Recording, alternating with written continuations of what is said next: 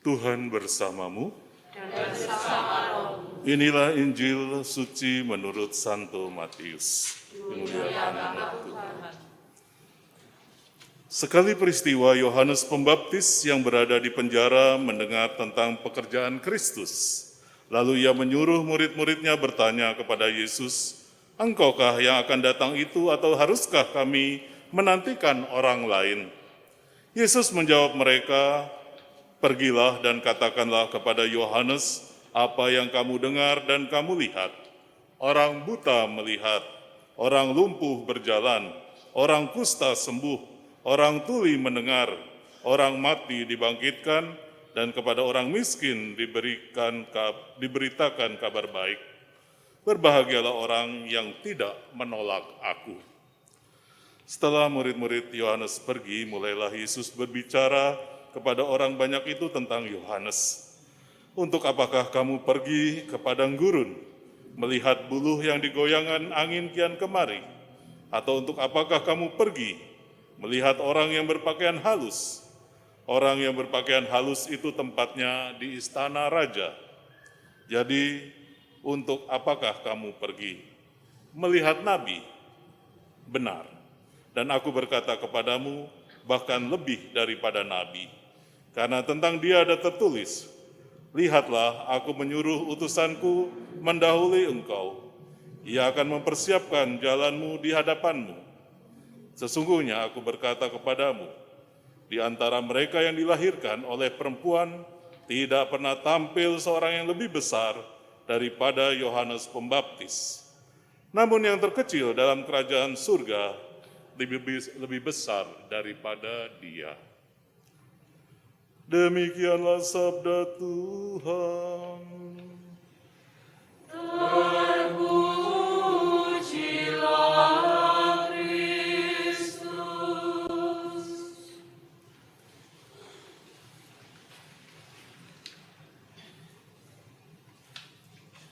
Saudara-saudari yang dikasihi Tuhan, Minggu Advent ketiga adalah Minggu Gaudete atau Minggu Sukacita. Kenapa menggunakan warna merah muda gitu ya, sebagai tanda bahwa kebahagiaan sudah akan datang. Kita memulai untuk merenungkan tentang Minggu ketiga ini. Ada seorang pria tua sedang berdiri pada saat itu ada di dalam sebuah kereta. Lalu dia berteriak kepada penumpang yang lain, "Saudara-saudara, Yesus akan segera datang. Yesus akan segera datang." Tiba-tiba ada wanita berteriak dari belakang dan mengatakan, "Hei, diam kamu. Kamu tidak tahu apa yang kamu katakan. Yesus tidak ada." Lalu bapak tua itu pun tertunduk malu dan duduk. Tetapi ternyata Tuhan memberikan suatu gerakan batin di dalam dirinya untuk tetap berani mengatakan bahwa Tuhan akan datang. Lalu dia pun mengungkapkan sekali lagi dan mengatakan bahwa Yesus akan datang. Kita diajak untuk bertobat atas dosa-dosa kita dan menerima Dia saat ini juga. Lalu memuncaklah marah wanita itu. Lalu sambil berdiri di sebelahnya sebetulnya ada anaknya, lalu dia mengatakan bahwa dia tidak bisa menerima perkataan itu. Dia memaki-maki, bahkan menyerang bapak tua itu. Ketika terus menyerang, anaknya yang di sebelah berkata kepada ibunya itu, "Mami, berhentilah memukuli bapak tua itu. Dia adalah orang yang dikirimkan Tuhan kepada kita." Lalu tiba-tiba ibu yang tadinya teriak-teriak dan menyerang, berlutut, tertunduk, malu, dan menangis. Bapak tua yang tadinya dipukuli terus akhirnya bertanya, "Mengapa kamu menangis?" Lalu wanita itu mengatakan dengan sesungguhan, "Anak saya ini sebetulnya bisu sejak lahir, tapi sekarang dia bisa bicara." Suatu peristiwa yang tidak mudah untuk kita percaya bahwa akan ada datangnya Tuhan, untuk kita percaya bahwa Kristus itu hadir dalam kehidupan kita. Banyak sekali tantangan yang tidak sederhana mendatangi kita. Bahkan orang Katolik pun menyerang imannya, seperti Daniel Mananta. Kita sadar, mungkin orang lain menyerang iman kita sebagai orang Katolik. Tetapi tidak sedikit orang Katolik pun mempertanyakan imannya sebagai orang Katolik. Maka ini suatu hal yang mungkin menarik untuk kita lihat dan kita gali. Kenapa Tuhan mau datang kepada kita? Kenapa Tuhan mau menyerahkan dirinya kepada kita? Tuhan tidak banyak omong. Tuhan setia untuk menjadikan kata dan tindakan menjadi satu. Sabdanya penuh integrasi di dalam perbuatan yang dilakukan.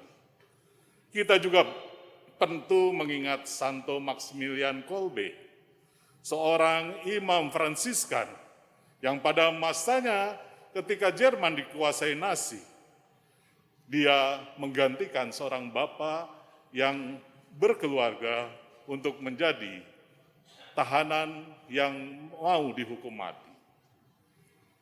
Maximilian Kolbe menyerahkan dirinya untuk mempersembahkan hidupnya kepada bapak itu agar tetap hidup, karena dia mempunyai tanggungan hidup. Dan bapak itu setelah tahu bahwa Maximilian Kolbe mati ditembak, karena waktu diberikan di ruang gas ternyata Maximilian Kolbe masih hidup, maka dia harus ditembak mati. Tetapi ketika mau ditembak mati, Maximilian Kolbe menyanyikan mazmur-mazmur sukacita untuk merayakan kehadiran Tuhan di dalam peristiwa itu. Tidak mudah Bapak, Ibu, Saudara-saudari menyadari kehadiran Tuhan. Kita bisa percaya kepada para rasul yang ketika Tuhan pergi meninggalkan mereka menuju surga, tidak ada para rasul yang satu pun tidak menjadi martir kecuali Yohanes Penginjil. Kita tahu bahwa mereka merindukan untuk berjumpa kembali dengan Yesus dan bersedia menjadi martir. Maka kita semakin sadar betulkah kita merindukan Tuhan? Betulkah kita penuh sukacita ingin datang kepada Tuhan? Bapak, Ibu, dan saudara-saudari yang dikasihi Tuhan, Elia memang sudah sepenuhnya diperankan oleh Yesus dalam peristiwa yang kita dengarkan pada hari ini. Yohanes Pembaptis yang begitu ragu-ragu untuk menerima siapakah Yesus akhirnya diteguhkan bahwa Tuhan tidak mau mengungkapkan dengan kata-kata, tetapi dengan tindakan. Yang buta melihat, yang bisu mendengar, dan sebagainya, dan sebagainya. Maka jelas bagi Yohanes Pembaptis, Tuhan sudah hadir. Karena Tuhan sudah menegakkan apa yang memang diyakini seperti yang diungkapkan oleh Yesus sendiri. Maka pada kesempatan ini, kita diajak untuk sukacita, mempersiapkan hari Natal, hari kemenangan di mana Tuhan bersedia hadir ke dalam dunia. Memang peristiwa kelahiran sebetulnya juga peristiwa yang luar biasa. Peristiwa Bunda Maria, peristiwa yang sangat hebat. Sebagai seorang muda, Bunda Maria bersedia ikut dalam karya keselamatan Tuhan. Bersediakah kita ikut dalam karya keselamatan Tuhan? Mungkin ini adalah tantangan, mungkin ini adalah pertanyaan, tapi mungkin juga kita mungkin menganggap bahwa hal itu hanya sekedar ungkapan semata. Maka pada saat ini kita diajak seperti Santo Romero yang baru saja dikuduskan dalam gereja. Dia mengatakan, bagi dia kematian adalah sesuatu yang tidak bisa menghancurkan umat Allah. Santo Romero dari El Salvador mengatakan, biar dia ditembak mati pun, tapi umat Allah tidak pernah akan mengalami kematian. Bahkan dalam kemartiran selalu tumbuh kehidupan. Beranikah kita semakin hari bersukacita, ikut Tuhan, dan akhirnya kita mempersembahkan yang terbaik untuk Tuhan kita. Tuhan memberkati. Amin.